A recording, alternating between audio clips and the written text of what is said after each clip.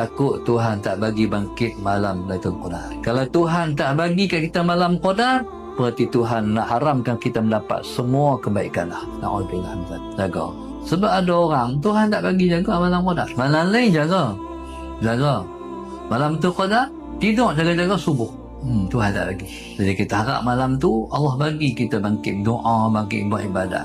Sebab malam tu ibadat nilainya seperti 1000 bulan, 84 tahun lebih. Sekalipun umur kita tak panjang, tapi kita bangkit buat ibadat malam tu seperti kita buat ibadat 84 tahun tanpa henti. Siang berpuasa, malam qiyamul lail. Tetapi jaga-jaga.